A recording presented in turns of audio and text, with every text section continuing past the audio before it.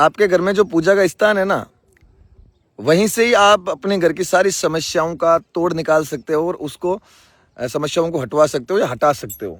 आपको घूमने की तो ज़रूरत ही नहीं है, लेकिन आपको ये चीज़ें कोई बताता नहीं है। कारण ये कि बताएगा तो फिर आप समझ सकते हो। चलो मैं आपको है ना एक उपाय बताता हूँ, जिससे अगर आपके घर में तांत्रिक क्रिया या फिर लड़ाई झगड़ा हो रहा है या फिर बिजनेस की प्रॉब्लम, मतलब कुछ भी चल रहा है, तो आपको मैं उपाय बता रहा हूँ। आपको अपने घर का जो आपका मंदिर है, जहाँ पे देव स्थान है, वहीं पे ही करना है, दूसरी जगह कहीं मत करना।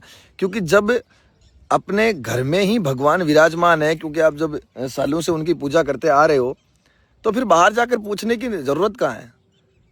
तो मैं आपको एक उपाय बता रहा हूँ, आप वो उपाय करना, जिससे आपको 5 दिनों के अंतराल में बेनिफिट भी मिलेगा।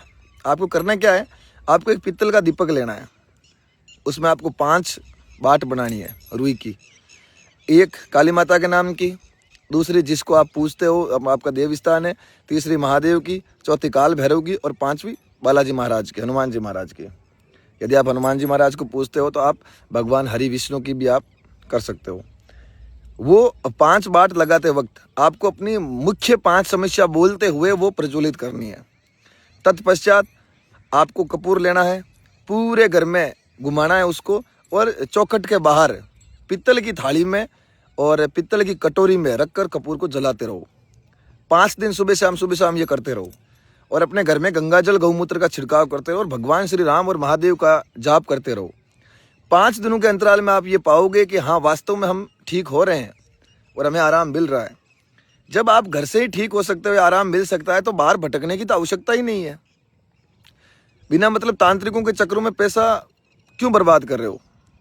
क्यों अंधविश्वास में पड़ के डोरे ताबीज़, घर किलवाना या अन्य नाना प्रकार के जितने भी अंधविश्वास में पड़ रहे हो, ये उपाय कर लेना, 5 दिन में तैयार हो जाओगे।